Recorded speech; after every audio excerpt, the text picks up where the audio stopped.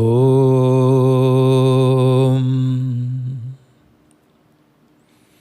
Guru Brahma Guru Vishnu Guru Devo Maheshwara Guru Sakshat Param Brahma Tasmai Shri Gurave Namaha Ajnana Timirandhasya Jnananjana Shalakaya Chakshurun Milidam Yena Tasmai Shri Gurave Namaha Om Amriteshwarya Namaha Om Amriteshwarya Namaha Om Amriteshwarya Namaha.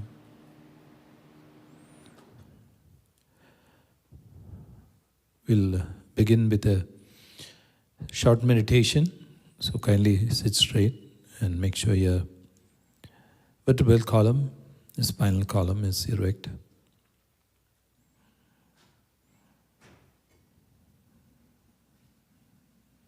Slowly close your eyes.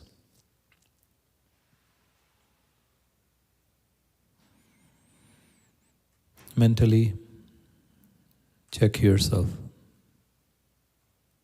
And if there is any tension in any part of the body,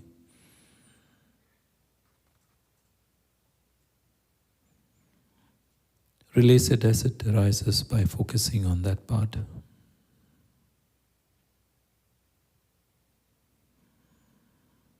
And feel completely relaxed.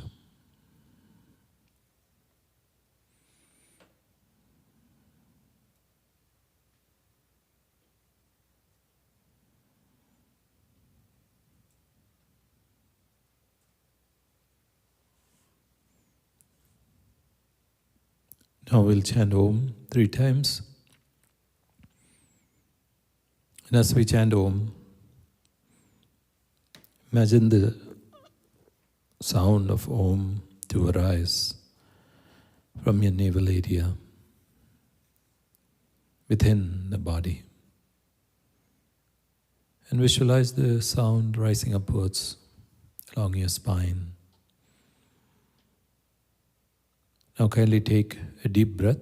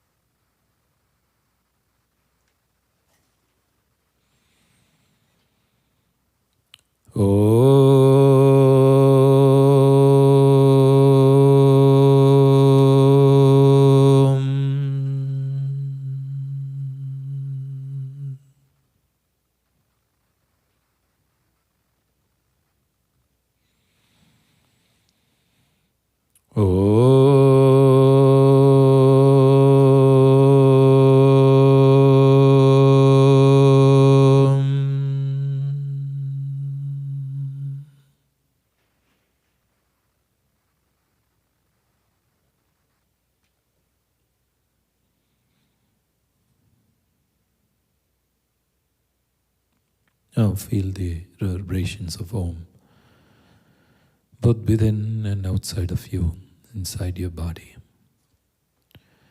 Imagine each and every particle vibrating with Om.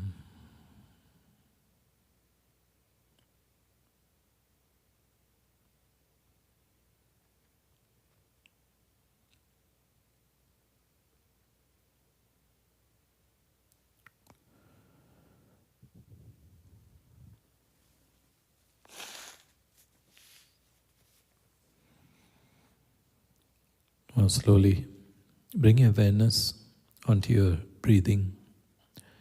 Breathing normally, but with full awareness of every inhalation and exhalation.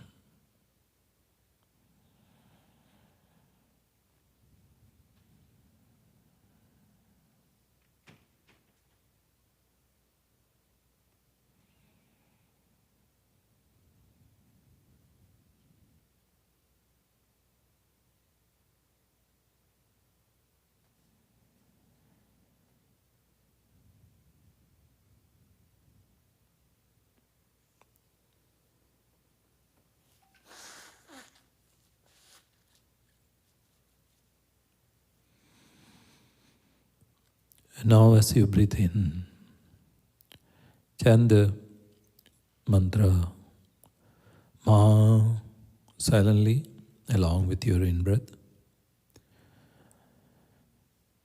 Just pause for a brief couple of moments, then breathe out, chanting Om. Ma. When you breathe in, pause for a moment and then breathe out Om. Also notice the gaps between the inhalation and the exhalation, and the exhalation and the inhalation.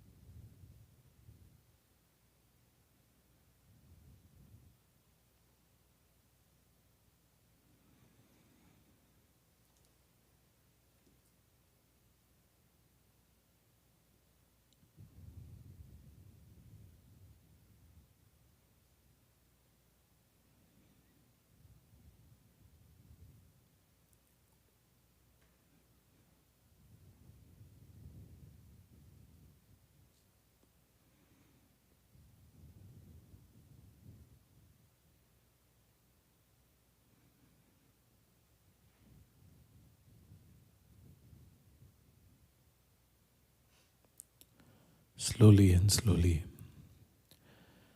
the vibrations of Ma and Om become more and more silent. And your breath becomes normal and effortless. Just feeling the reverberations of Om and Ma. Ma when you breathe in and Om when you breathe out.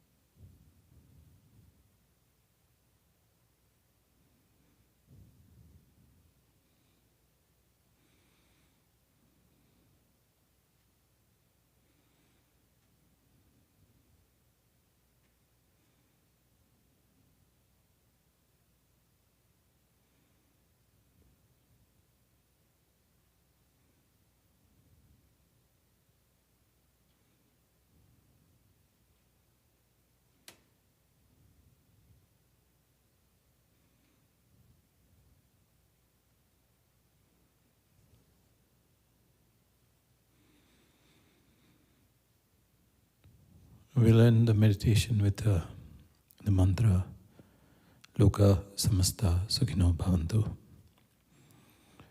And when we chant the mantra, kindly imagine a ray of light going out from your heart to all the beings in this world. feeling the love, bliss, and the light in your heart. Imagine that light going out to all the beings, just like the rays of the sun. Imagine them becoming more blissful, more peaceful, and more compassionate. And while imagining so, we'll chant the Loka Samasta prayer 9 times.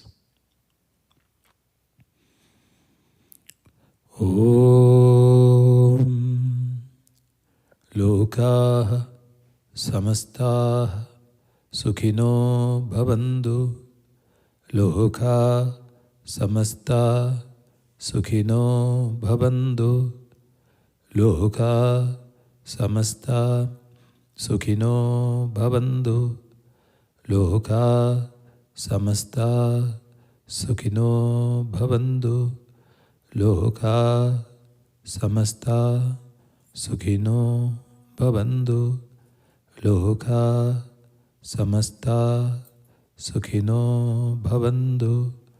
Loka Samasta Sukhino Bhavantu.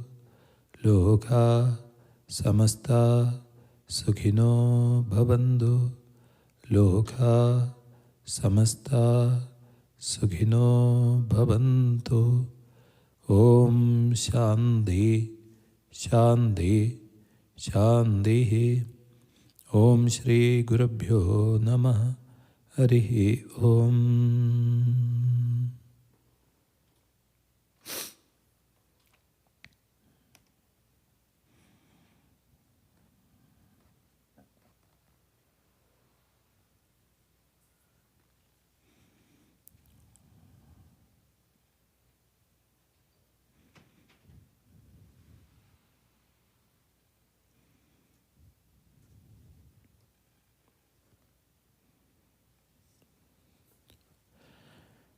Om Dhyayamo Dhabala Bhagundhanavatim Tejomayim Naishtikim Snigdha Pangavilokinim Bhagavatim Mandasmidashri Mukim Valsalyamritavarshinim Sumadhuram Sankirtanalapinim Shamangim Madhusikta Suktim Amritanandatmikam Ishwarim.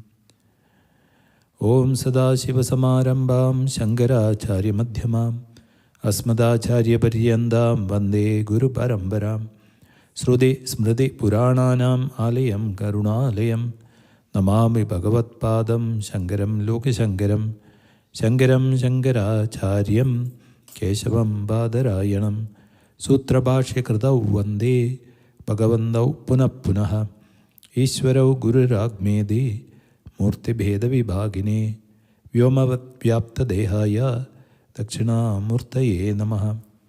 Om Amriteshwaryaye Namaha. Om Amriteshwaryaye Namaha.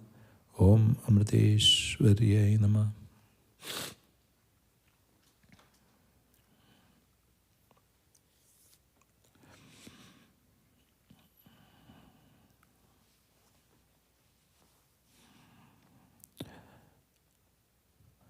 Before we start, I would like to especially thank Jane Folk. Excuse my pronunciation if I haven't pronounced your name or butchered your name, I would say. Thank you for the card and appreciate it. And I didn't want to write back. This would be a much better message for you. And thank you really so much. So we are at the Skanda 3, chapter 28 of Srimad Bhagavatam. And we were looking at the verse number 4. And so in which Kapilopadesha means the advice of Kapila. And Kapila is advising none other than his mother, Devahuti.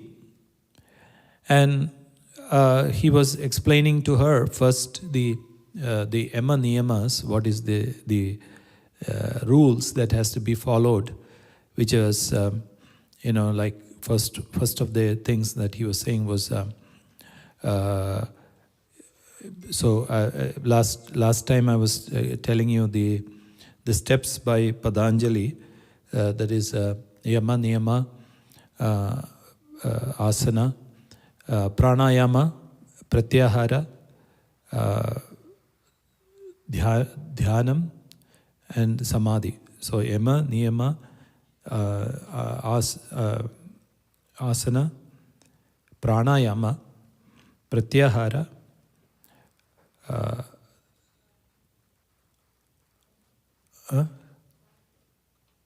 can't hear you. Dharana and Dhyanam. Correct. Dharana and Dhyanam. Dhyanam and Samadhi. So that is the Dharana, Dhyanam and Samadhi.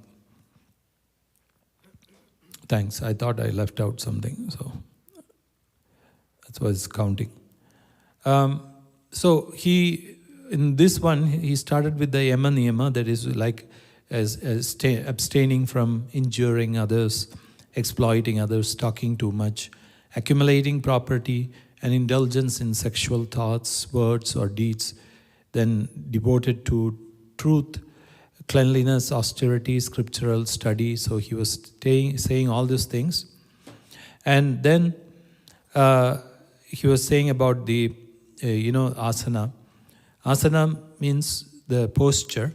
So he was saying that is a steady posture of the body. So steady means always keep the spinal column straight without bending, because again it creates thoughts in the mind and lethargy. So again, that is one thing.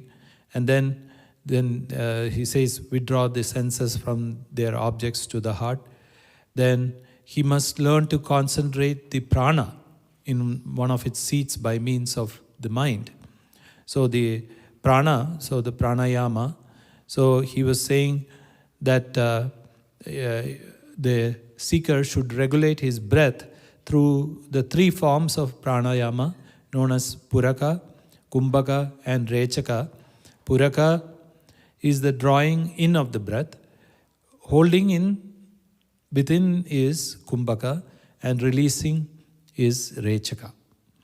And the practice can be in reverse order also, he said, but whatever the order, the object of it is steadying the mind. So that's what we have to understand. So whatever pranayama we are doing, that should steady the mind.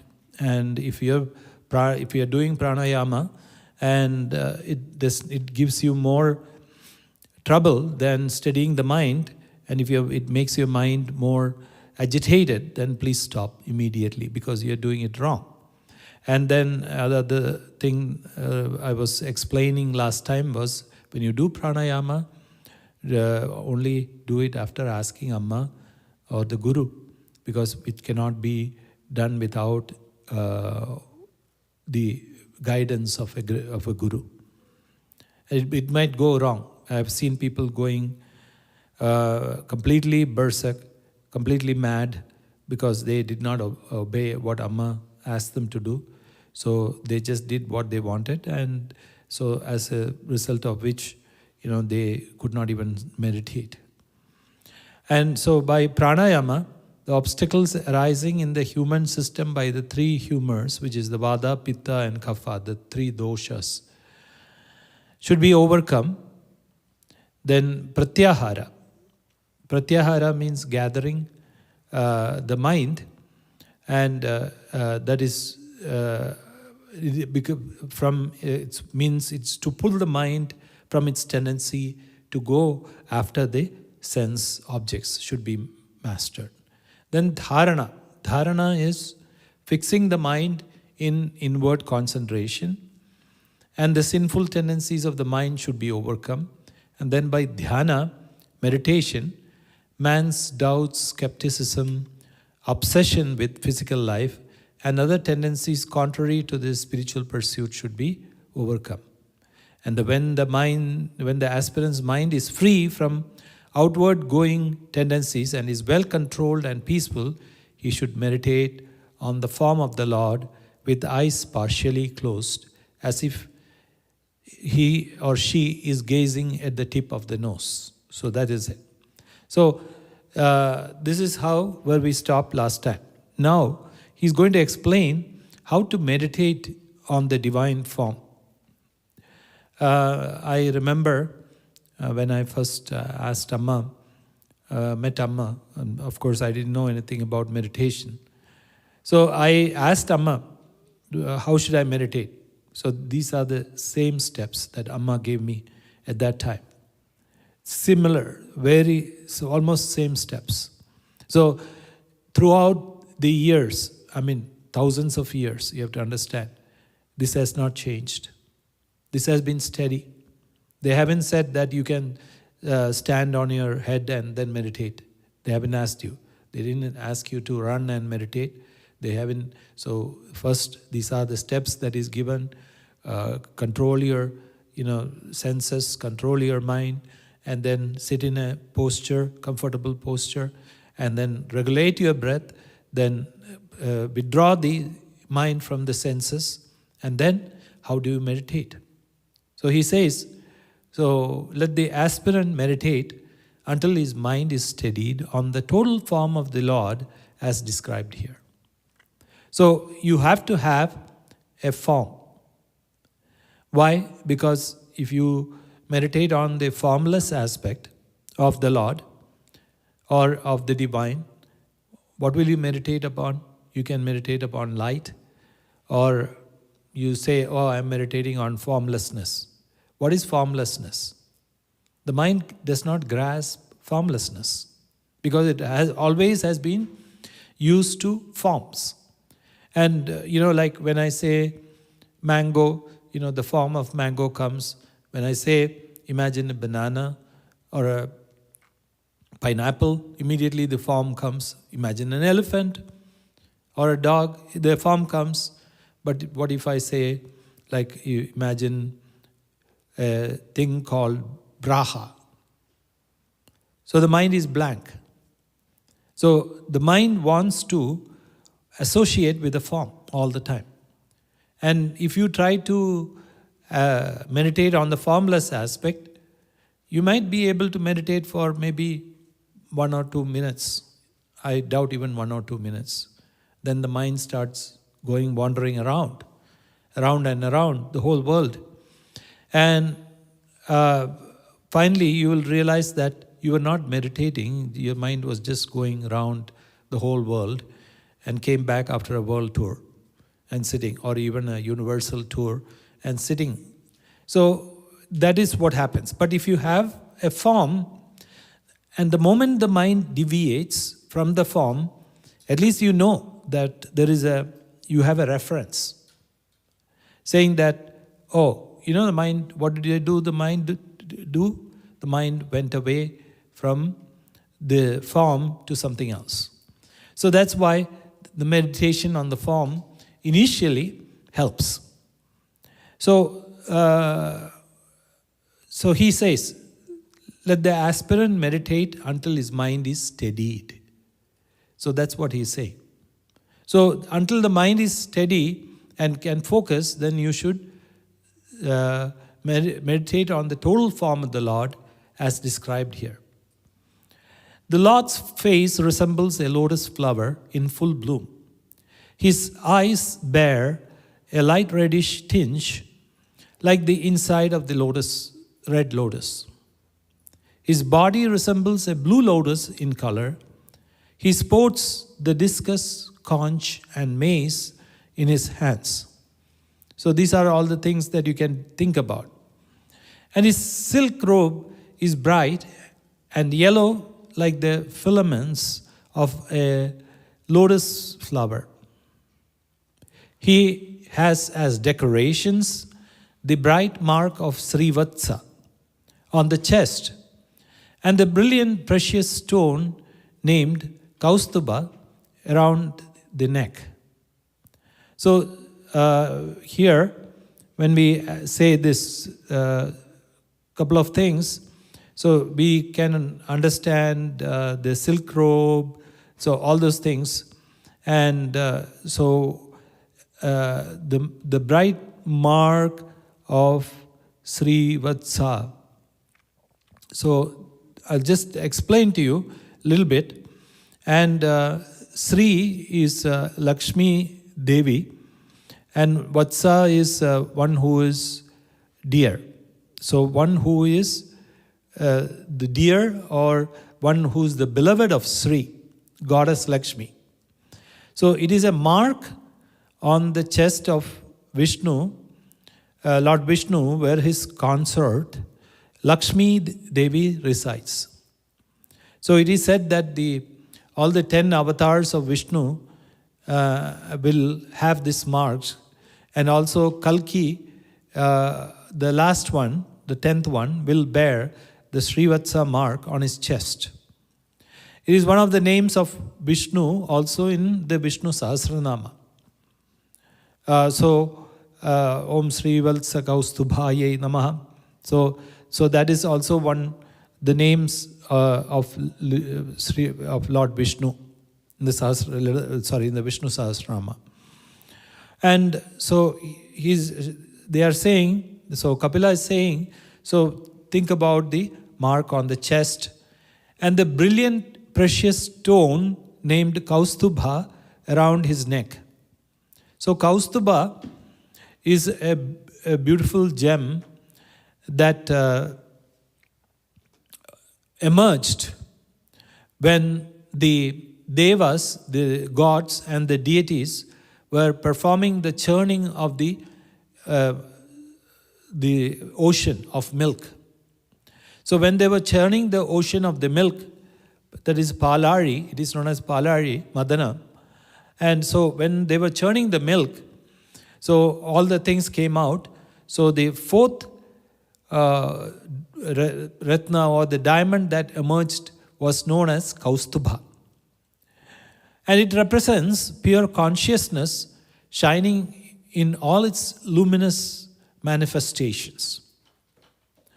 And it was said that Lord Brahma, Lord Shiva, and all the other devas, the gods, that nobody in the universe except Lord Vishnu could handle the brilliance and the magnificence of this diamond, since it could corrupt the bearer by infusing in them with a greed to carry it forever. So that is it's a very beautiful concept. So you think about it, a diamond, so it's always like this, right? It corrupts the bearer by the greed to carry it forever. So you should have so much of detachment to wear it, the height of detachment. So this is the Kaustubha around his neck, the Lord's neck. And festooned on his body is the floral wreath called Vanamala, with buzzing honey bees hovering about it. So Vanamala in literal sense is a mala from the forest flowers. So that is, or you can just think about beautiful flowers. So the buzzing honey bees hovering about it. Well, nowadays some people are really afraid of honey bees, and so you don't have to think about it. But these are all things that has the possibilities that is given by Kapila. And so his other ornaments consist of a rare and precious necklace of pearls, bracelets, a diadem, armlets, and anklets. And he has a brilliant girdle encircling his waist. His seat is the heart of his devotees. And he is the quintessence of beauty, radiating peace and enthralling the heart and eyes. Superb in his beauty and attracting the adoration of the whole world, he is to be thought of as a youth full of love and sympathy for his devotees. Himself limitless in his fame, he enhances the reputation of his great devotees like Dhruva and Prahlada. And he may be meditated upon as standing, moving, seated in an attractive posture, or as the light of consciousness filling the heart. But whatever the form, the mind must be full of devotion and free from all worldly desires. So we have to understand that Lord Kapila is saying that you can you can meditate all these things. So don't be, in one sense, when you meditate, don't be stingy. Because when you put, the malas or the garlands, you can think about the world's most beautiful diamonds. Even though you might not have money, you might not have anything to buy, but you can still do it mentally, right? And you can put the beautiful crown on top of the head. So all these things. So don't limit yourself. Your imagination should fly. And he's saying that whether you can meditate upon as standing, moving, or seated in an attractive posture, or as the light of consciousness filling the heart. So in any of these things. But whatever the form, the mind must be full of devotion and free from all worldly desires. So that is the most important thing. The mind should be full of devotion. If we have love for the form, then naturally you'll get concentration. And if it is free from all worldly desires, then also it will be easy to think about the form. For example, when we put on the crown or when we put on the ring, you can think about, I put a beautiful diamond ring for my fiance, and he, what did he do? He just lost it, and then suddenly the mind goes after the diamond ring and says he had no shraddha, he had no awareness, and he threw it somewhere. So he doesn't care for me, he doesn't love me. Or it could be she also, right? So either day. So you have to be careful. So from these diamonds or flowers or anything, your mind can just fly. So that's why they're saying the aspirant should have the mind totally be free from all worldly desires. So don't associate with the worldly desires. And he should meditate on his feet, which means the Lord's feet, particularly concentrating on the marks on the soul, the mark of the thunderbolt, which breaks asunder the mountain of sin accumulated by the devotees through the ages. The hook mark, which can restrain the mind as an elephant hook does a mad elephant.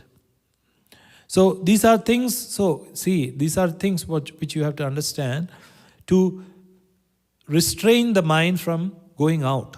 So he's saying just like the mahout, what does the mahout do when he wants to restrain an elephant, a mad elephant? He has a hook. And what he does is he puts it around the ear and pulls it. So that, the elephant has so much pain, especially it's such a very sensitive area around the ear, that the elephant feels so much pain that suddenly stops. So that's how you should do that. You do your mind. Not creating pain, but just hooking it and pulling it back. And pulling it back on what? On these forms. And the things. And the flag mark, which relieves the threefold woe of men. The lotus mark, which fills the mind with joy. And also on his large, semicircular, crimson toenails, whose brilliance is capable of dispersing the intense darkness of ignorance in the heart of the devotee. So these are all the things.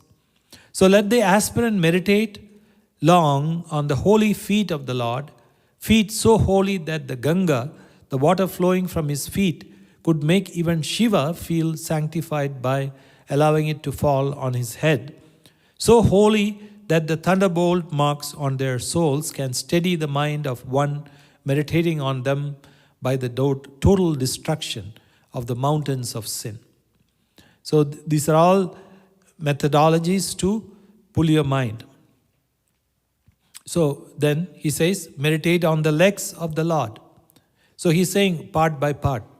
When Amma gives instruction during the Atma Puja, especially in India, she says the same instructions. First, imagine your beloved deity sitting in front of you. Then think about the feet, then the ankles, then the legs.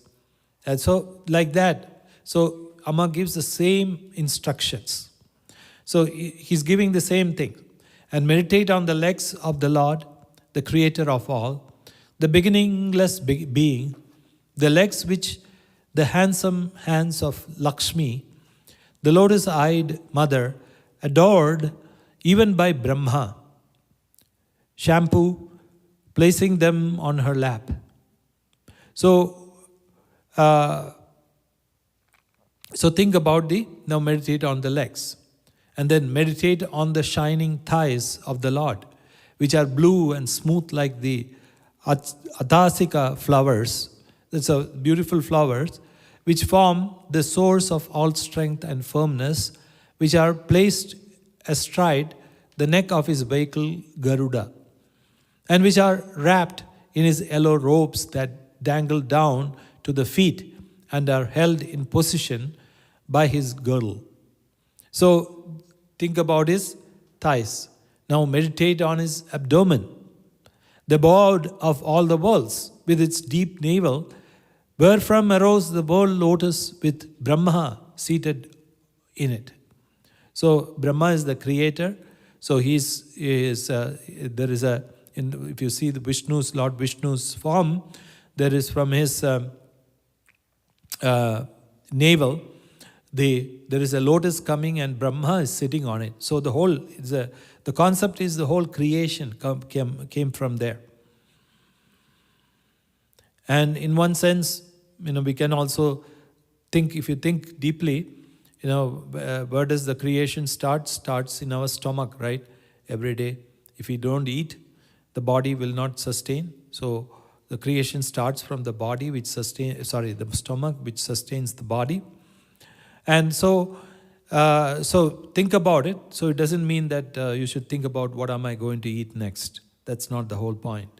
The whole point is to think about Brahma seated in the navel, and on his chest is adorned with the shining pearl necklaces that dangle all over and lend a white radiance to his emerald-like breasts. So then the chest, then fixing the mind on the Lord's chest, which is the seat of Mahalakshmi, and which fills the eyes and the minds of votaries with peace and bliss, and also of his neck, which enhances the luster of the precious diamond called Kaustubha, so which I was explaining earlier, that he is wearing, and he is adored of all the worlds.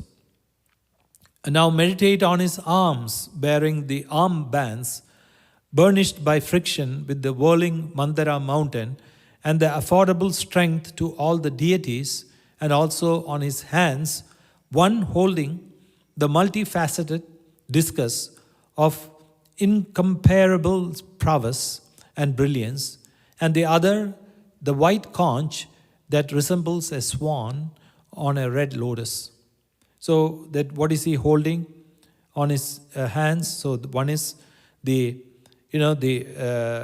discus, the other one is the conch, and then meditate on his favorite mace, the Kaumodiki, whose surface has been stained by the blood of many an enemy, and on his floral wreath resounding with the humming of honey bees, and on his neck jewel Kaustubha, which is the subtle state of the category of Jiva. So these are different ways. So he's saying neck, so the chest, the neck, and all these things. So we can do the same thing with our deity also. So if Amma is your deity, or if somebody else is your deity, you can do the same thing.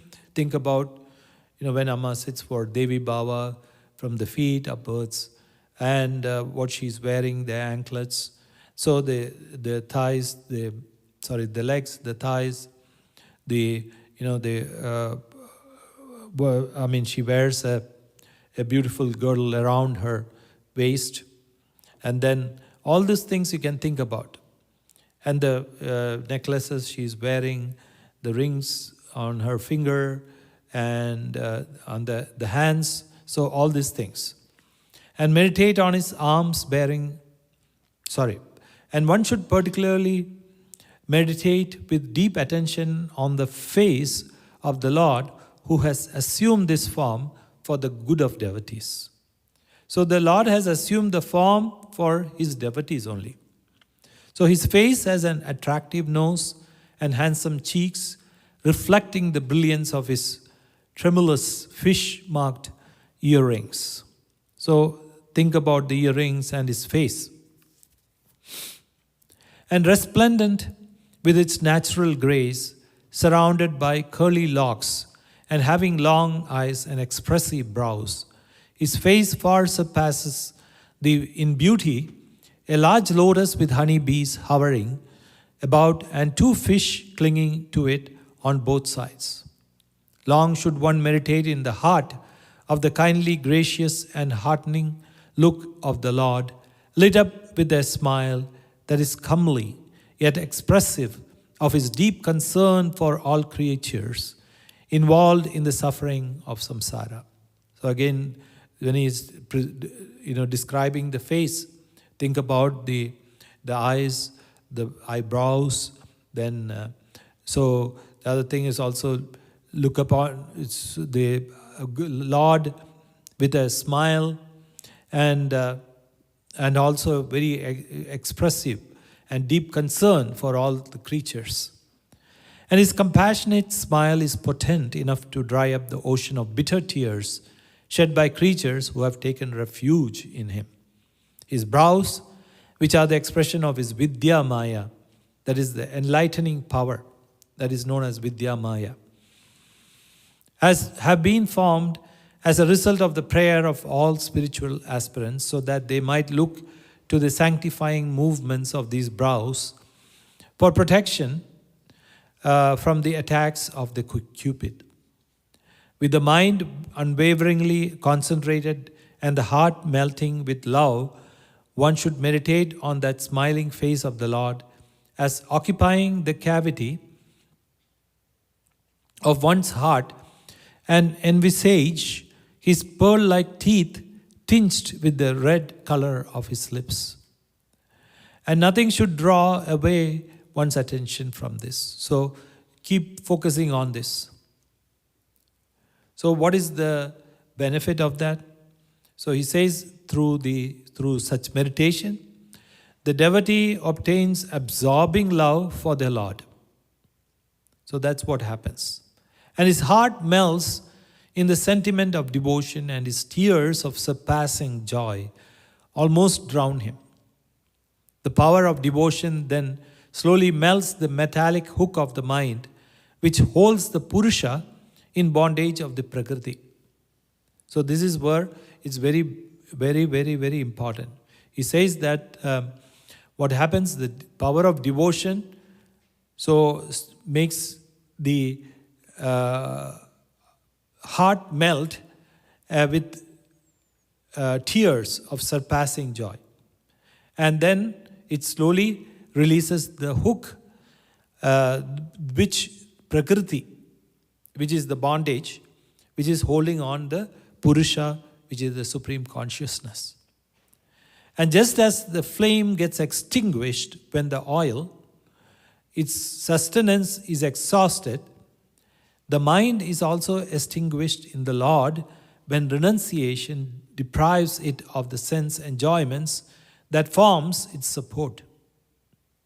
So he's saying, just as like the oil lamp goes out when the oil is gone, So similarly, what happens is the mind, also what happens, the mind is, when it is deprived of the sense enjoyments and support, then the mind is extinguished in the Lord. Means it is merging into the Lord. And then being liberated from the current of the gunas, that the quality of Prakriti, the jiva has a direct and unobstructed perception of the Supreme Being, who is the one without a second. So when that happens, when the mind is gone, the liberated being gets a unobstructed perception of the Supreme Being. And liberated forever from the hold of the ignorance-tainted mind, the jiva, that is the individual soul, is established in the transcendent glory of the spirit, which is beyond the relative joys and sorrows of this world. So it is established in the glory of the spirit. And thus, having attained to this spiritual experience, he discovers that the cause of joy and sorrow lies in the ego sense that arises from the mistaken identification of oneself with the impermanent body-mind combination born of Prakriti. So as Amma says, it comes to ultimate Vedanta. So like what is the problem? The mistaken identity of oneself with the impermanent body and mind. So which is born out of Prakriti, which is born out of nature. So he says that the joy, and the sorrow is in the cause of this is ego sense. So if we have that kind of an spiritual earning, it goes beyond that, and it goes beyond the sense of I and mine. And he says a jiva who has attained to this state in his final embodiment, and he lives in complete detachment from the body. So when a jiva attains to that, he's not attached to his body.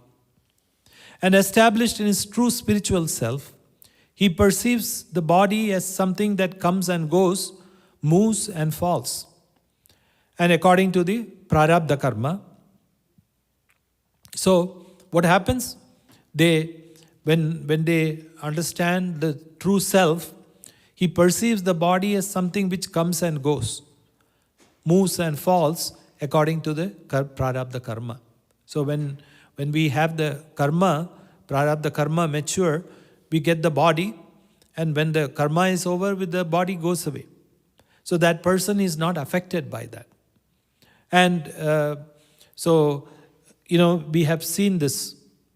So in many of the great saints, you must have heard about the story of the great Sadashiva Brahmendra Swami, and who was singing this verses, Sarvam Brahmamayam Re, Sarvam Brahmamayam Re. So everything is Brahman. So he was singing and walking on the street. So one of the skeptics who saw this, he said, if everything is Brahman, so let me show him. Let me see if he's real or not. And let me show him that everything is not Brahman. So he went and chopped his hands. But nothing happened to Sadashiva Brahmendra Swami. He kept walking, singing the same. And the man was stupefied and just stood there. And he said, he didn't even notice that his hands fell off. And he's not in pain. He's not, he doesn't care anything. So he took the hand and went running after the Swami, fell on his feet and said, please forgive me, please forgive me. And, I cut your hands. Then he looked at her, did you cut my hands? Okay. He said, yes, here it is. So he said, okay, give it back to me. Then he just put it back and rubbed it and then kept walking. Hand went back. So they don't care. They care nothing about their body, which we have seen in Amma, right?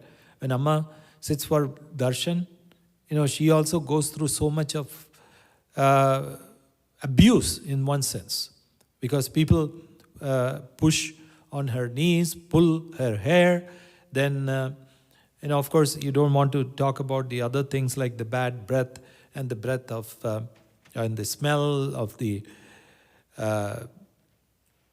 body odor, everything, and all that comes along with the body, and the sweat also. So when Amma embraces somebody, so you have to see that she doesn't care for any of these things.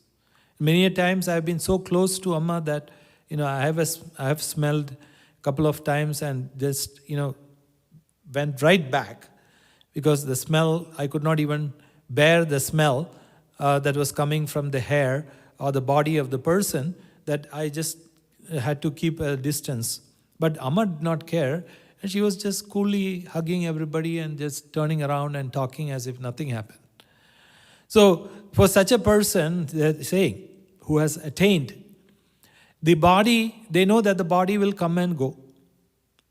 And they're saying, they're giving a beautiful example. He's saying, it's like, and cares little for the body, even as a man inebriated with wine pays no mind to his wearing cloth. So when a man is completely drunk, what happens? He doesn't care whether his clothes are in his body or not. If his pants fall off, or dhoti falls off, or his shirt is torn, he doesn't care. He just keeps walking because he's completely drunk. He doesn't care about anything. So similarly, great Mahatmas, they don't care about their body. And it's a beautiful example here. So just like a man who is completely drunk pays no attention to his clothes which he's wearing. So just like that, the body, they know that the body, which is subject to karma, will continue to live so long as the prarabdha that has brought it into existence lasts. So they know that the body will be there as long as the prarabdha is there. But one who has attained to the state of samadhi and awakened to that truth will not identify oneself with the body and the world of which it is a part. Just as one who has awakened from a dream no longer identifies himself with the actor in the dream. So it's just like, suppose you were watching a dream. You had a dream where a lion or a tiger was chasing you, and the lion or the tiger is about to pounce upon you, and you are ready, and suddenly you wake up. Then what happens? There is no more lion, no more tiger, and you understand it was a dream. So it's like that. So they do not identify themselves with the body or the world. And just as a man knows himself to be different from his sons and wealth, however dear this might be to him through close association with them, even so he is in his true self different from the body-mind combination with which he is identified in his state of ignorance. So he's saying another example here, because just a father who is wealthy knows that he is different from his sons and wealth. So his wealth and his sons are different, and he knows that wealth is something. Its children are different, and the children might fight for wealth, or they might kill each other or do all the sorts of things for wealth. So he knows that he's not them. So he's different from them. So similarly, the great Mahatmas know that they are different from the body and the world, the Prakriti. And just as in a burning faggot, the fire is different from the faggot as well as from the smoke and sparks coming out of it, so also the Atman is distinct from the body-mind combination and its offshoot with which one is identified in the state of ignorance. So it's he's saying that when there is a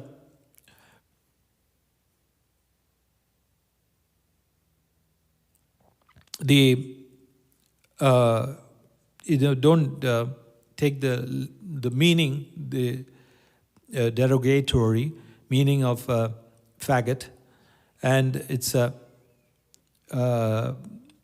it actually it means something like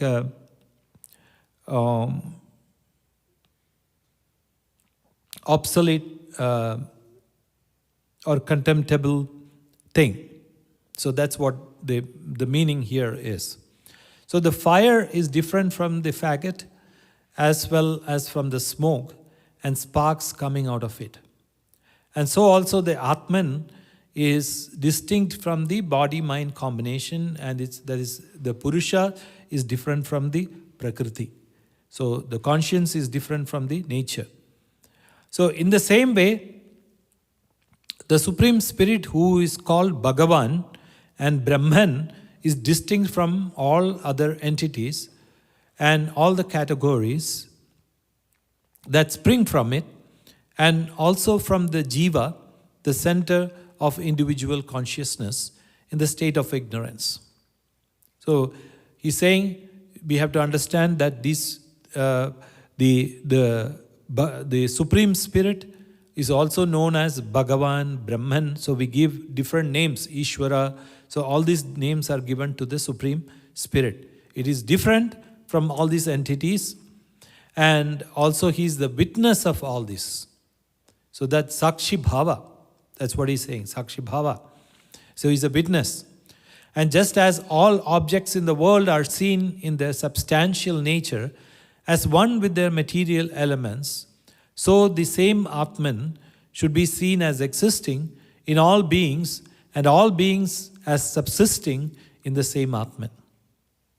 So if you take all the objects, what the objects are made of?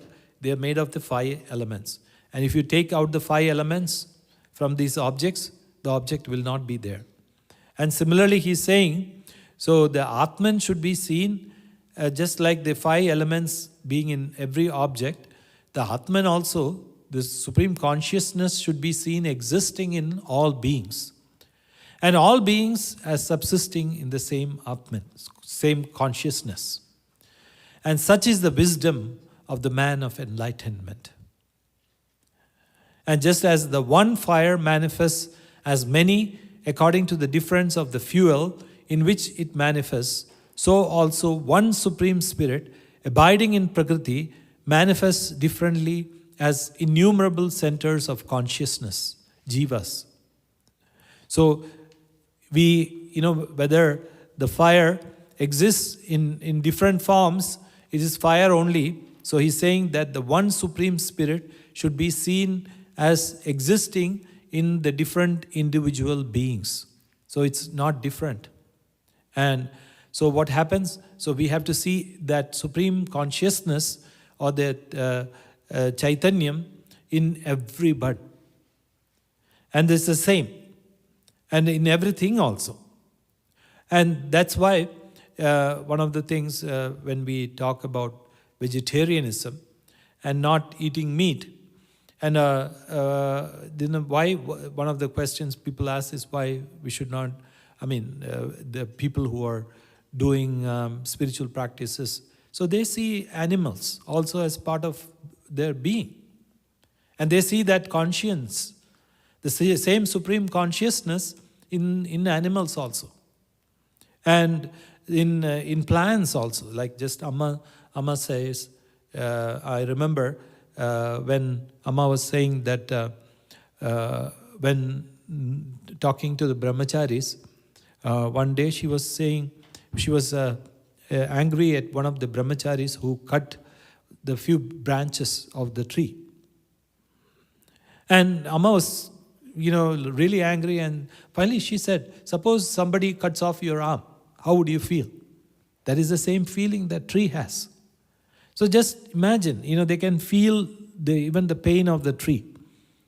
And so they're saying that because they see that supreme consciousness, the same consciousness within them in everything. So that's they're saying that is the beauty about the flowering of the person, the individual into the supreme.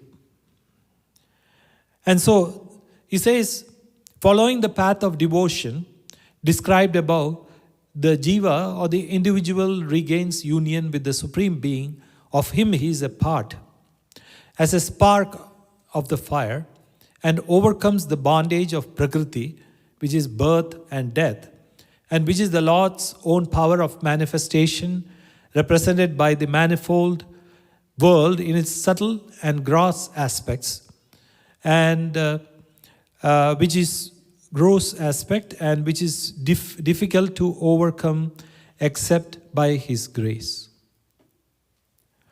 So this is the beauty.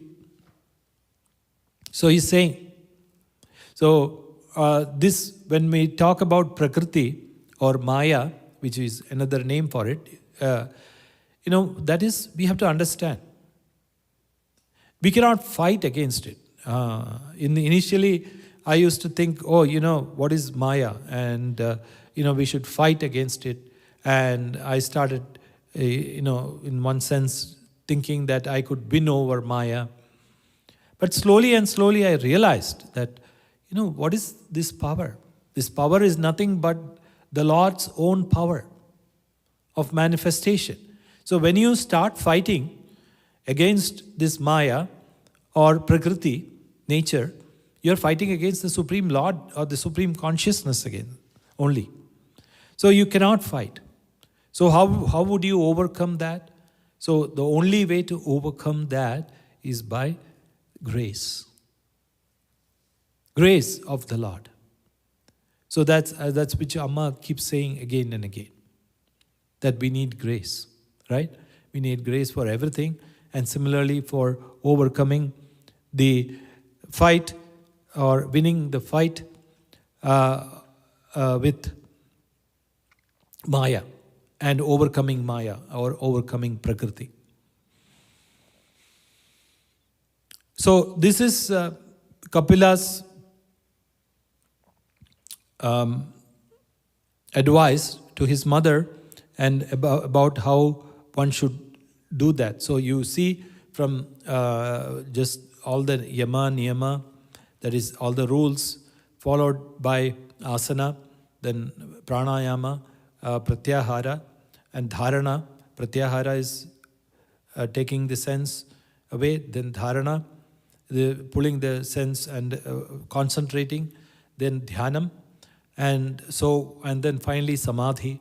So he's coming slowly into all these 7, 8 steps, which is Patanjali, Sage Patanjali also enunciated.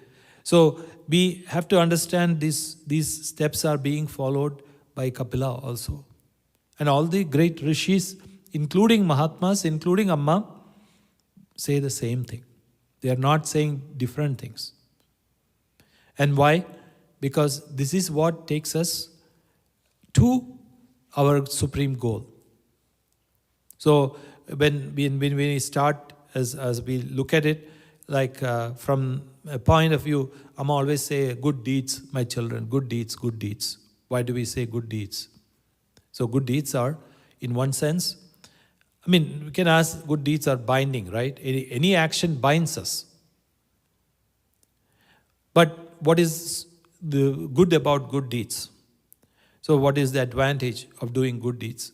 Good deeds will only raise our mind, right? Isn't it? And it will raise our mind towards the goal and will slowly raise our mind. But of course, after some time, when the time is right, that good deeds also should go. But that time will be fixed by the Guru.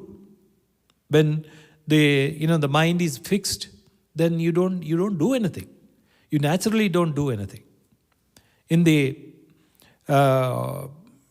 in the Bhagavad Gita, Lord Krishna says, doing your duty is better than doing somebody else's duty.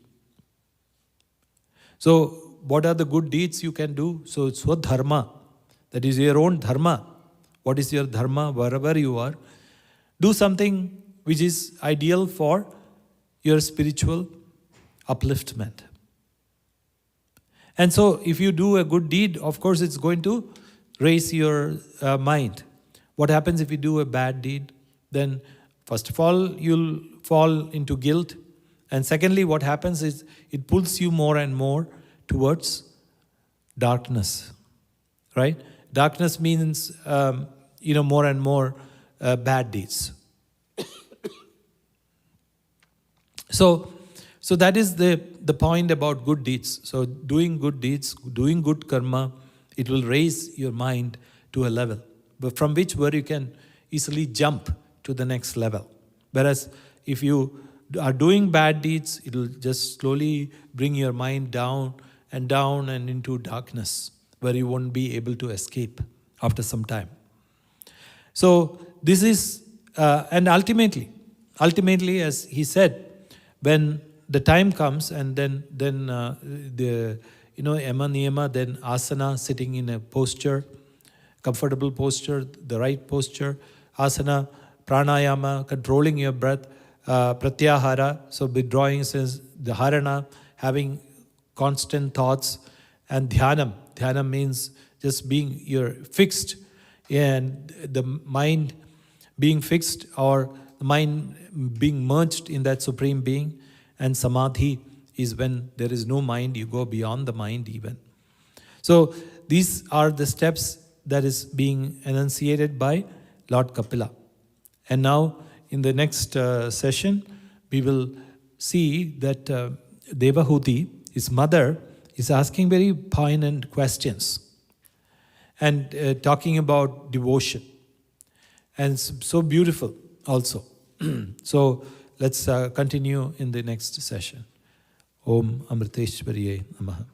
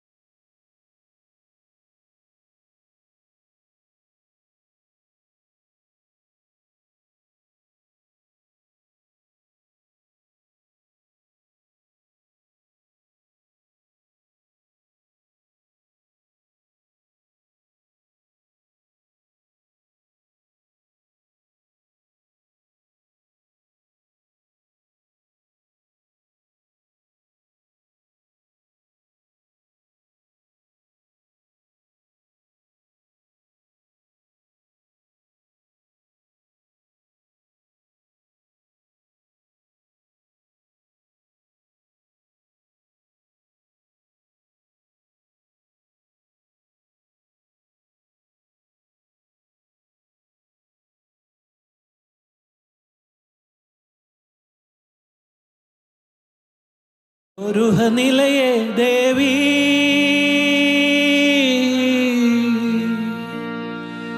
Amritanandamayi Jai Ma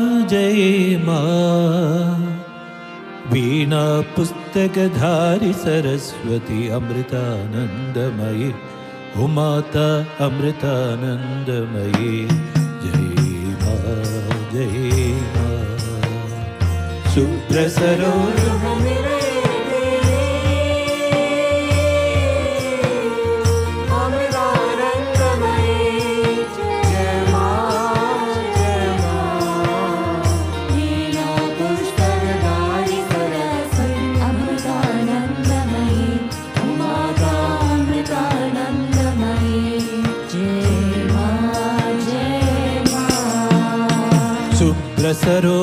Nilaye Devi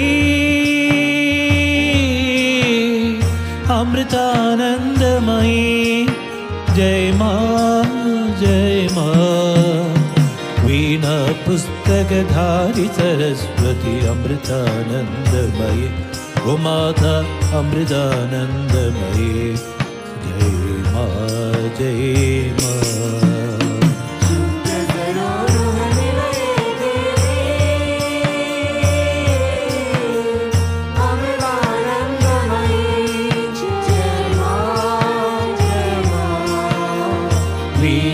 पुस्तकधारी Saraswati Amritanandamayi, Mata Amritanandamayi. जय माँ जय माँ। सकल कलामयी सरसिज नयने अमृतानंदमयी, श्वेतांबरधर सुंदर रूपे अमृतानंदमयी, ओ माता अमृतानंदमयी। जय माँ जय माँ। सकल कलामयी सरसिज नयने अमृतानंदमयी, श्वेतांबरधर सुंदर रूपे अमृतानंदमयी, ओ माता अमृतानंदमयी। जय माँ जय माँ।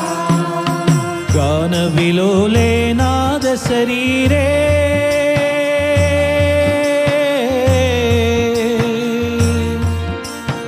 अम्मा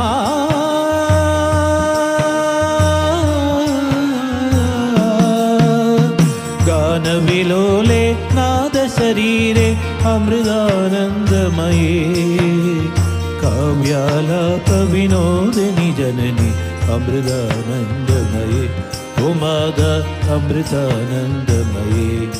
जय माँ जय माँ।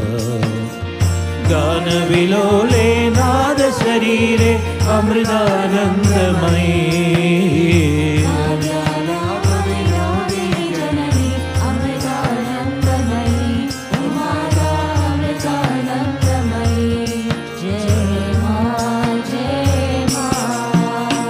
विद्यादायिनी विश्वविमोहिनी अमृतानंदमयी, विजयवरप्रद करुणावाहिनी अमृतानंदमयी, ओ माता अमृतानंदमयी।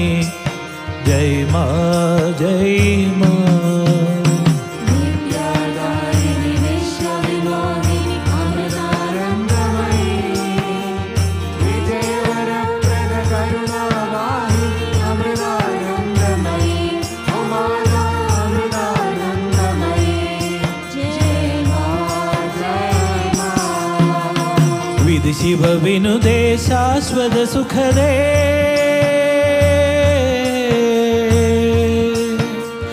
माँ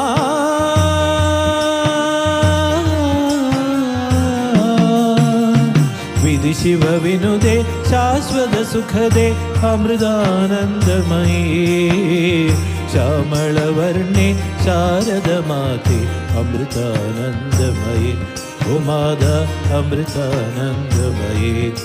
जय माँ जय माँ। विधि शिव विनुदे शाश्वत सुखदे अमृतानंदमयी, श्यामलवर्णे शारद माते अमृतानंदमयी, ओ माता अमृतानंदमयी। जय माँ जय माँ।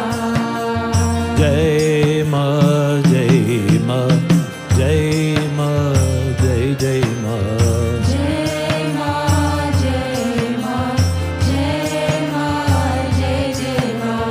जय माँ जय माँ। जय माँ जय जय माँ। जय माँ जय माँ। जय माँ जय जय माँ। जय माँ जय माँ। जय माँ जय जय माँ। जय माँ जय माँ। जय माँ जय जय माँ। जय माँ जय माँ। जय माँ जय जय माँ। जय माँ जय माँ। जय माँ जय माँ। जय माँ जय माँ। जय माँ जय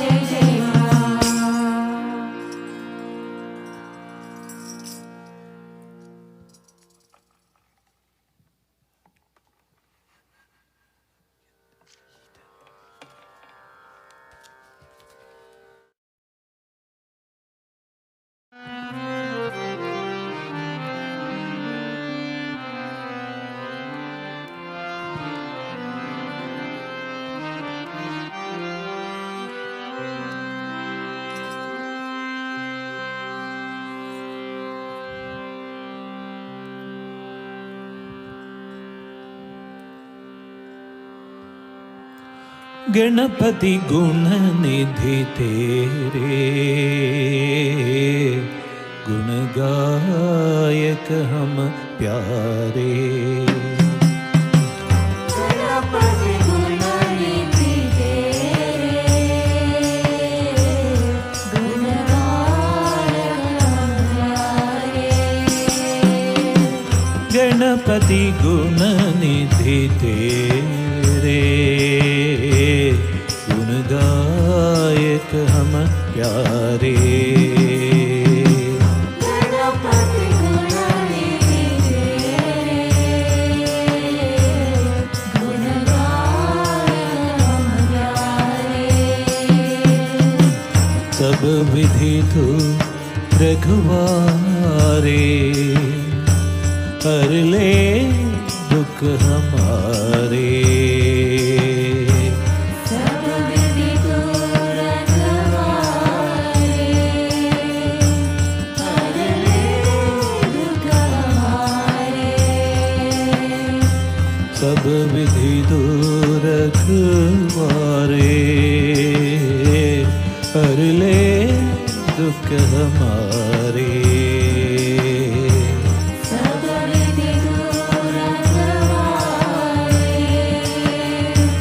हर ले दुख हमारे। गणपति करना करना तू, गुण निधि सब वर देता तू। गजमुख मंगल भरना तू, गणनायक भय हरना तू। गणपति करुणा करना तू, गुण निधि सब वर देता तू। गजमुख मंगल भरना तू, गणनायक भय हरना तू। गणपति करुणा करना तू, गुण निधि सब वर देता तू। गजमुख मंगल भरना तू, गणनायक भय हरना तू। गणपति करुणा करना तू, गुण निधि सब वर देता तू। गजमुख मंगल भरना तू, गणनायक भय हरना तू। सुंदर कंजर वदना, जन पर करुणा करना। सुंदर कंजर वदना, जन पर करुणा करना। मुद मंगल सब भरना, तू करुणा का झरना। मुद मंगल सब भरना, तू करुणा का झरना। गणपति करुणा करना तू, गुण निधि सब वर देता तू। गजमुख मंगल भरना तू, गणनायक भय हरना तू। गणपति करुणा करना तू, गुण निधि सब वर देता तू। गजमुख मंगल भरना तू, गणनायक भय हरना तू। गणपति करुणा करना तू, गुण निधि सब वर देता तू। गजमुख मंगल भरना तू, गणनायक भय हरना तू। गणपति करुणा करना तू, गुण निधि सब वर देता तू। गजमुख मंगल भरना तू, गणनायक भय हरना तू। गिरिजानंदन वरदे, पद वंदन हम करते। गिरिजानंदन वरदे, पद वंदन हम करते। तेरा यश जो गाते, उनके वंदन मिट दे। तेरा यश जो गाते, उनके वंदन मिट दे। गणपति करुणा करना तू, गुण निधि सब वर देता तू। गजमुख मंगल भरना तू, गणनायक भय हरना तू। गणपति करुणा करना तू,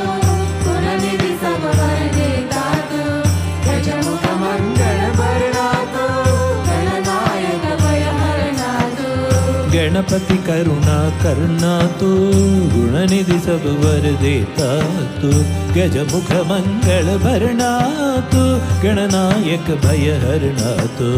गणपति करुणा करना तू, गुणनिधि सब वर देता तू, गज मुख मंगल भरना तू, गणनायक भय हरना तू। गणपति करुणा करना तू, गुणनिधि सब वर देता तू, गज मुख मंगल भरना तू, गणनायक भय हरना तू। गणपति करुणा करना तू, गुणनिधि सब वर देता तू, गज मुख मंगल भरना तू, गणनायक भय हरना तू। गणपति करुणा करना तू, गुणनिधि सब वर देता तू, गज मुख मंगल भरना तू, गणनायक भय हरना तू। गणपति करुणा करना तू, गुणनिधि सब वर देता तू, गज मुख मंगल भरना तू, गणनायक भय हरना तू। गणनायक भय हरना तू, गणनायक भय हरना तू, गणनायक भय हरना तू। गणनायक भय हरना तू।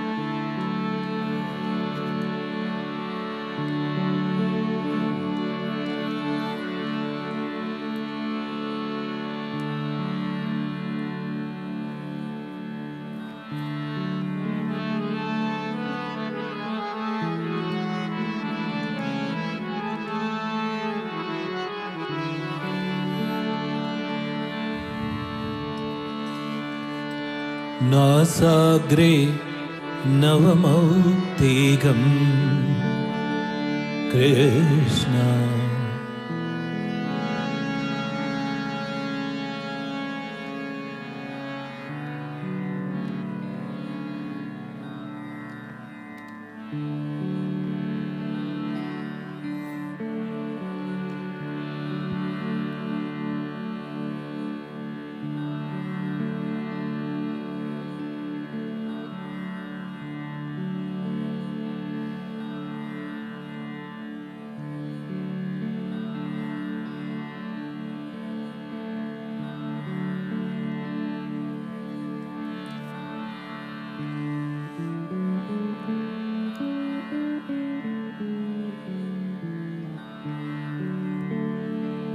कस्तूरी तिलकं ललाटफलके वक्षस्थले कौस्तुभम्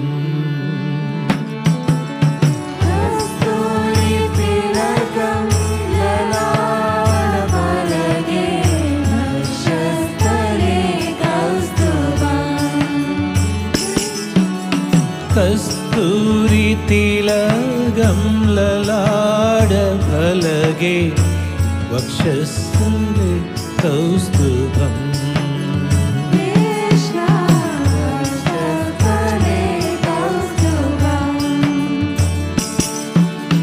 कस्तूरी तिलकं ललाटफलके वक्षस्थले कौस्तुभम् कस्तूरी तिलकं ललाटफलके वक्षस्थले कौस्तुभम् कृष्ण वक्षस्थले कौस्तुभम् कृष्ण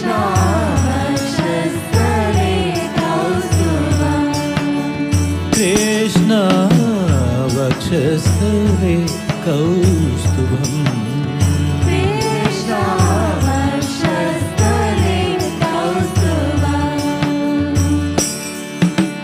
नासाग्रे नवमौक्तिकं कृष्ण करतले वेणु करे कंगणम नासाग्रे नवमौक्तिकं कृष्ण करतले वेणु करे कंगणम नासाग्रे नवमौक्तिकं कृष्ण करतले वेणु करे कंगणम नासाग्रे नवमौक्तिकं कृष्ण करतले वेणु करे कंगणम सर्वांगे हरिचन्दनं चकलयं सर्वांगे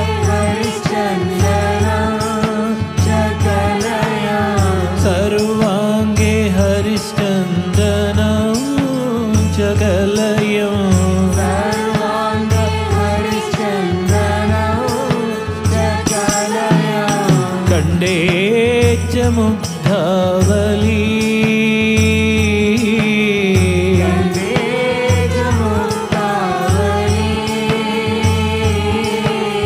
कंडे च मुग्धावली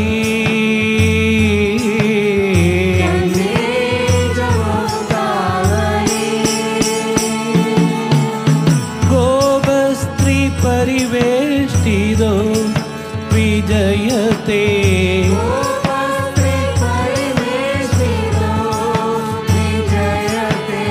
गोपस्त्री परिवेष्टितो विजयते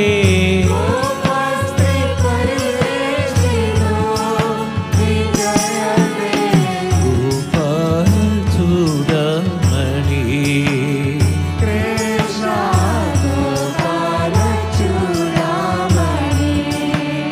कृष्ण गोपालचूडामणि कृष्ण गोपालचूडामणि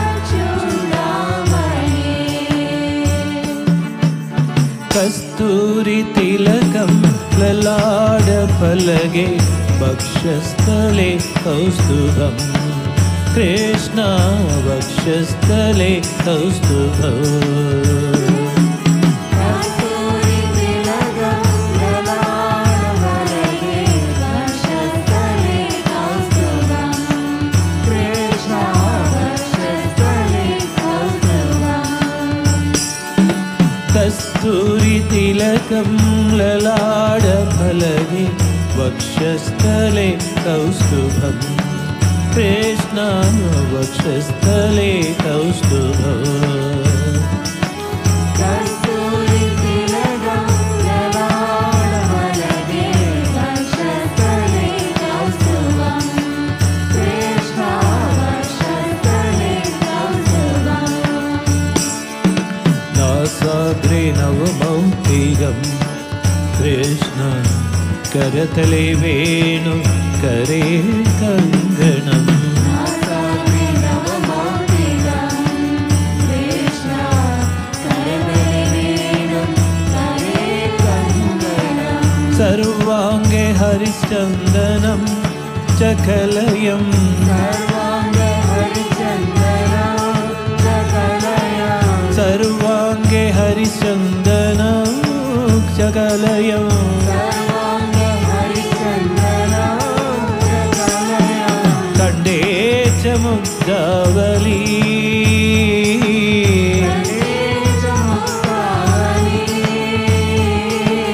कंडे च मुग्धावली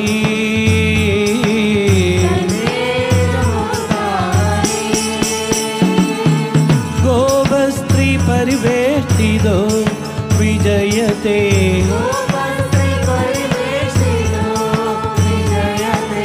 गोपस्त्री परिवेष्टितो विजयते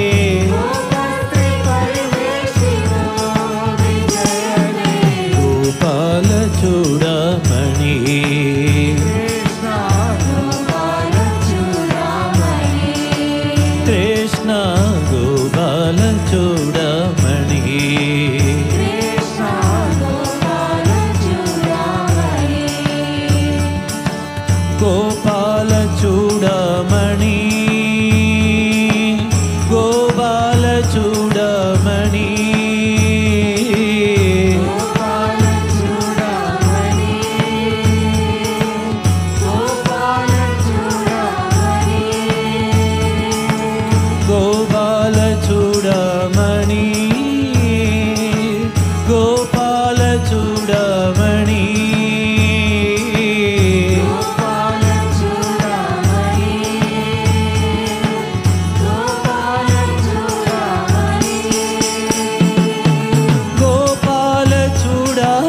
Krishna Gopala Chudamani Krishna Gopala Chudamani Krishna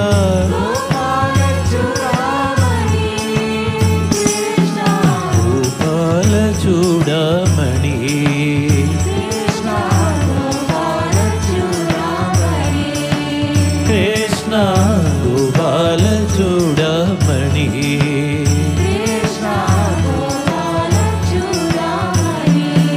Krishna Gopala Chudamani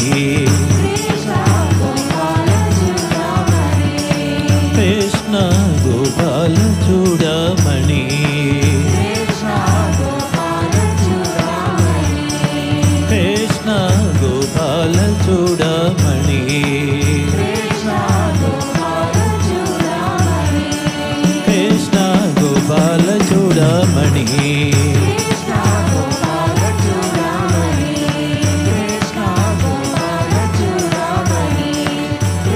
Krishna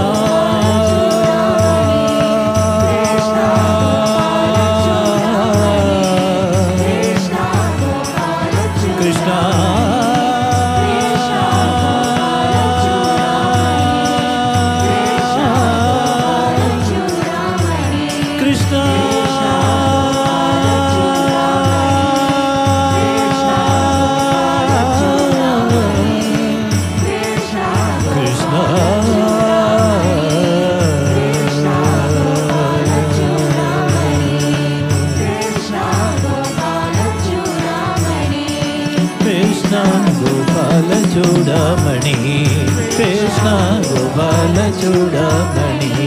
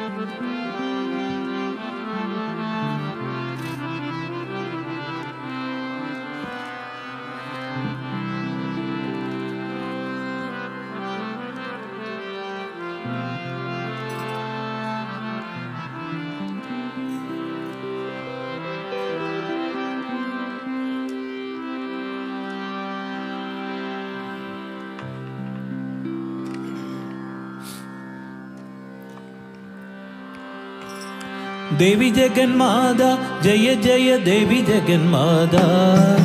Devi Jaganmada, Jaya Jaya Devi Jaganmada. Devi Jaganmada, Jaya Jaya Devi Jaganmada. Devi Jaganmada, Jaya Jaya Devi Jaganmada. Jaya Jaya Devi Jaganmada. Jaya Jaya Devi Jaganmada. Jaya Jaya Devi Jaganmada. Devi Jaganmada, Jaya Jaya Devi Jaganmada. Devi Jaganmada, Jaya Jaya Devi Jaganmada. Devi Jaganmada, Jaya Jaya Devi Jaganmada. Devi Jaganmada, Jaya Jaya Devi Jaganmada.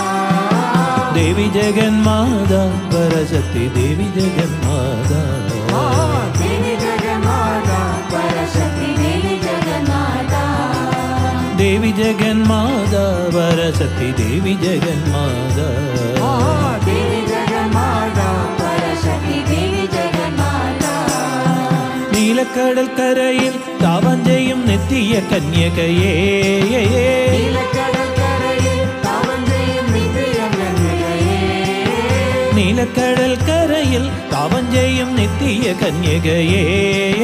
നീലക്കടൽ കരയിൽ താവം ചെയ്യും നിത്യ കന്യകയേ. മാറിക്കോ மாரிக்குமாரியம்மா எனக்கும் நீ வந்து வரம் தருவாய்.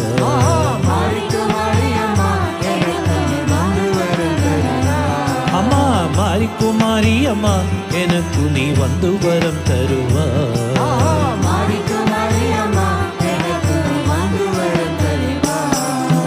देवी जगन माता जय जय देवी जगन माता.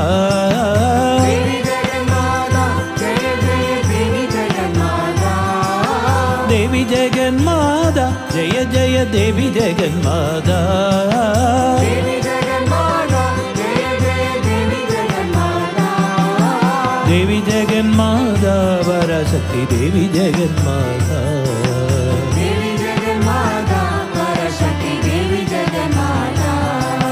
ज्योति स्वरूपिणिये ज्ञानमय सुंदर रूपिणिये. ज्योति स्वरूपिणिये ज्ञानमय सुंदर रूपिणिये. ज्योति स्वरूपिणिये ज्ञानमय सुंदर रूपिणिये. ज्योति स्वरूपिणिये ज्ञानमय सुंदर रूपिणिये. ज्ञानमय सुंदर रूपिणिये. ज्ञानमय सुंदर रूपिणिये. ज्ञानमय सुंदर रूपिणिये. ज्योति स्वरूपिणिये ज्ञानमय सुंदर रूपिणिये.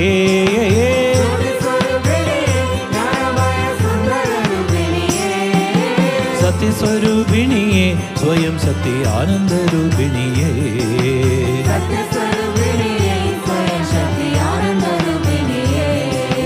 सत्य स्वरूपिणिये स्वयं सत्य आनंद रूपिणिये.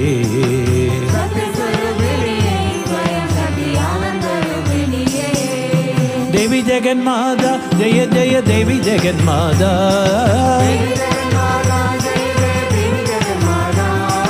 देवी जगन माता जय जय देवी जगन माता.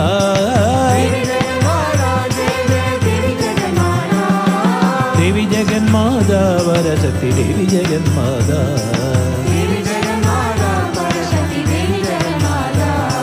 നീലക്കടൽ കരയിൽ തപം ചെയ്യും നിത്യ കന്യകയേ.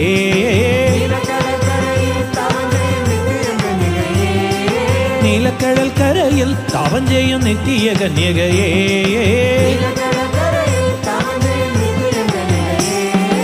മാരിക്കുമാരിയമ്മ എനക്ക് നീ വന്നു വരം തരുവായ്.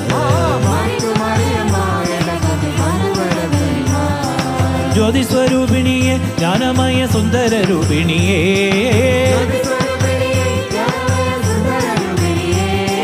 ज्योति स्वरूपिणिये ज्ञानमय सुंदर रूपिणिये.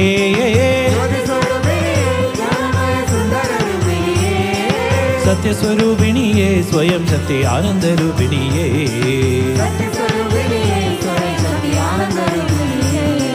सत्य स्वरूपिणिये स्वयं सत्य आनंद रूपिणिये.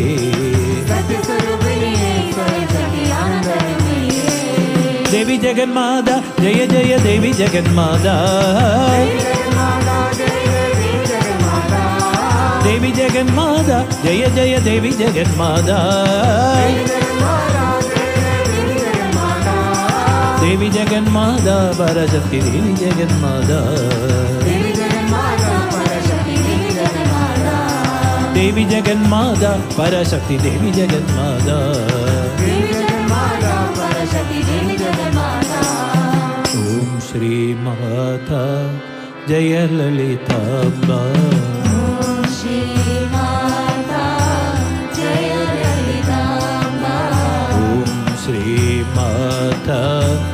जय ललितांबा. ओम श्री माता जय ललितांबा. ओम श्री माता जय ललितांबा.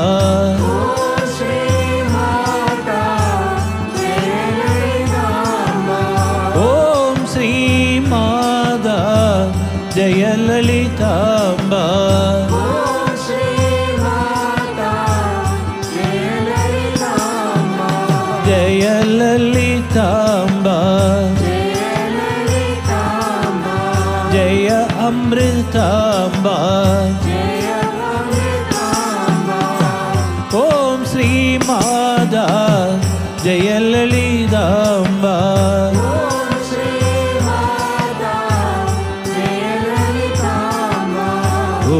శ్రీ మాదా జయ లలితాంబ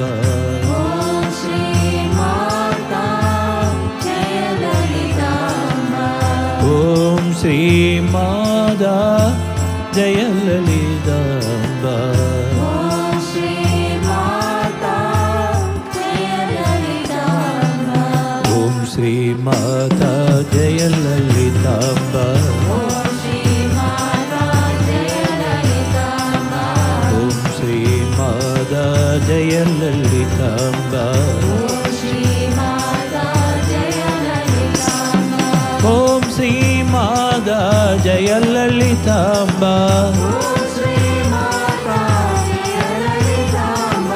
ఓం శ్రీ మాదా జయ లలితాంబ ఓం శ్రీ మాతా జయ లలితాంబ ఓం శ్రీ మాదా జయ లలితాంబ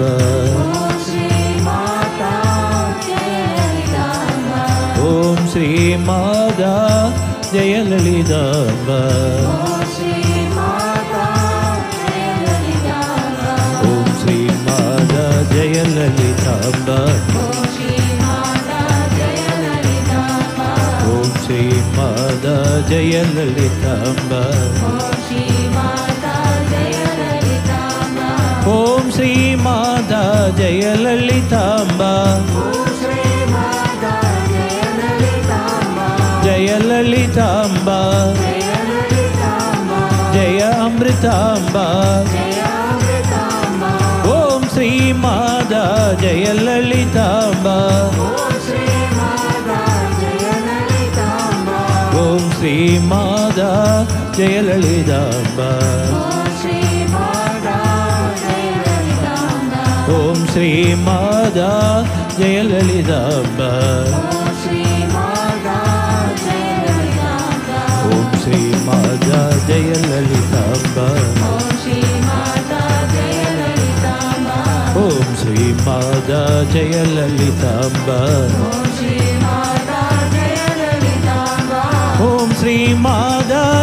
లలితాంబ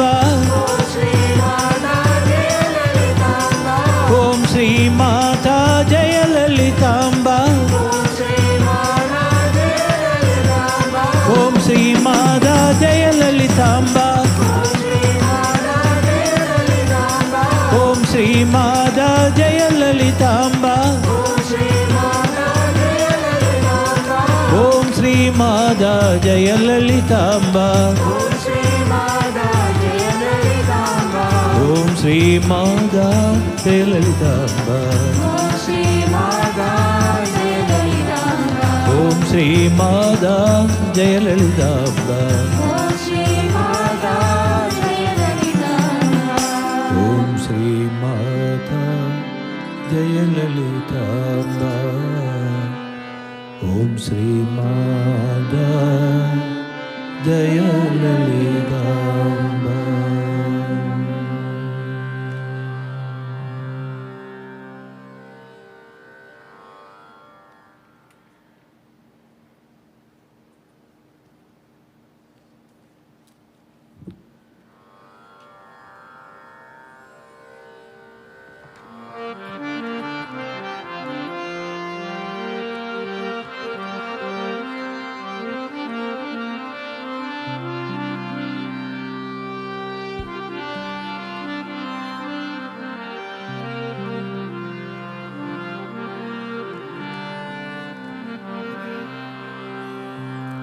अमृतेश्वरी मङ्गलम् प्रणमदा मुक्तिप्रदे मङ्गलम् भुवनेश्वरी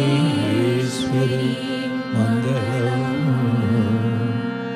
सुकृतिना एकाश्रये मङ्गलम्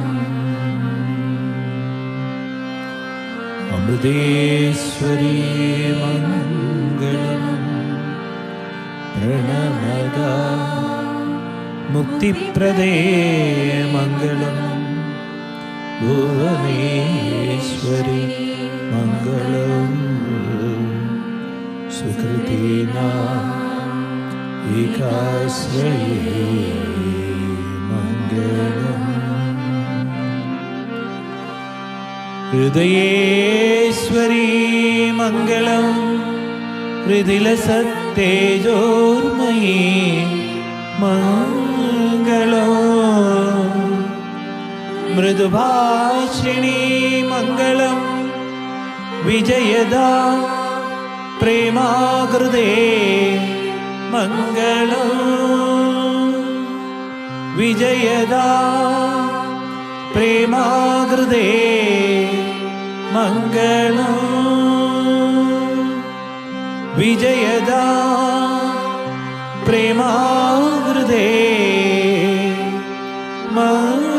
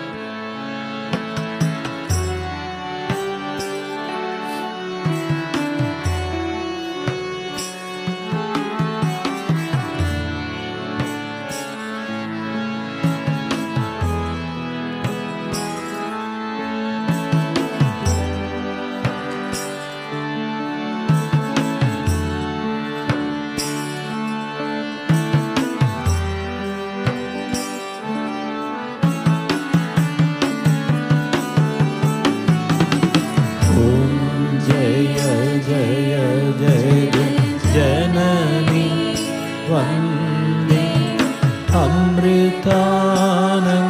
अमृतानन्दमयी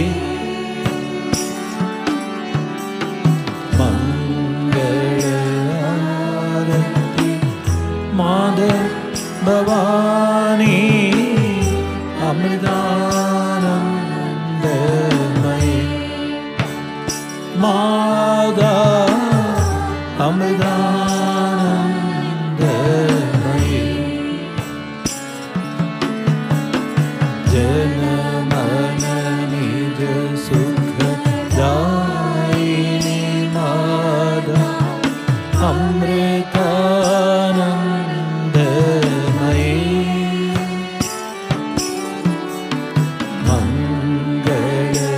मङ्गलकारिणी वन्दे जननी अमृतानन्दमयी माता अमृतानन्दमयी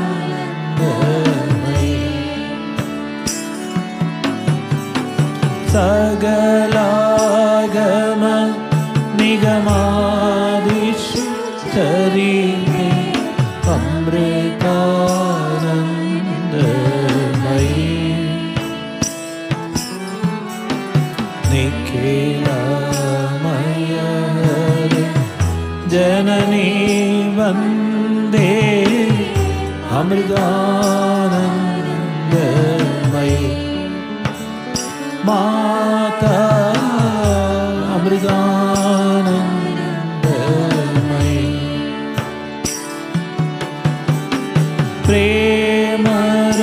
प्रेमरसामृत वर्षिणी माता अमृतानन्दमयी प्रेमभक्ति संदायिनी माता अमृतानन्दमयी माता अमृतानन्दमयी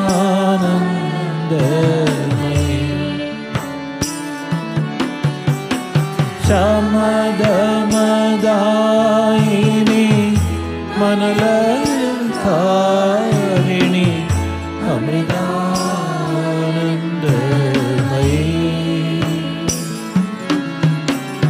सददं मम हृदि वसदा देवी अमृतानन्दमयी Mata Amritanandamayi. Padidodhara nirandara hridaye Amritanandamayi. Paramahamsa padanilaye Devi Amritanandamayi. Mada Amritanandamayi. He Janani Jani Marana Nivarini Amritanandamayi. He Sridhana Paripalini Jayada Amritanandamayi. Mada Amritanandamayi. Surajana Bhujida Jaya Jagadamba Amritanandamayi. Sahaja Samadhi Shudhanye Devi Amritanandamayi. Mada Amritanandamayi. Mada Amritanandamayi. Mada Amritanandamayi. Om Jaya Jaya Jagajanani Vande Amritanandamayi. Mangala Arati Mada Bhavani Amritanandamayi. Mada Amritanandamayi. Mata Amritanandamayi. Jai Bolo Sadguru Mada Amritanandamayi Devi ki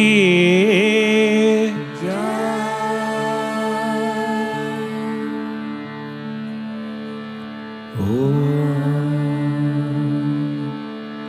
Asatoma Sadgamaya Tamasoma Jyotirgamaya Mrityorma Amritam Gamaya.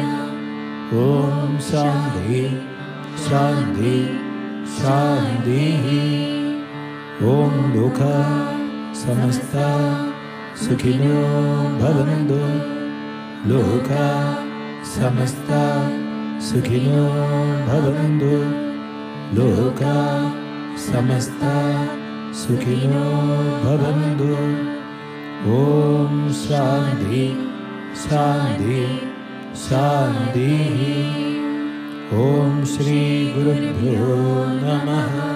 Hari Om.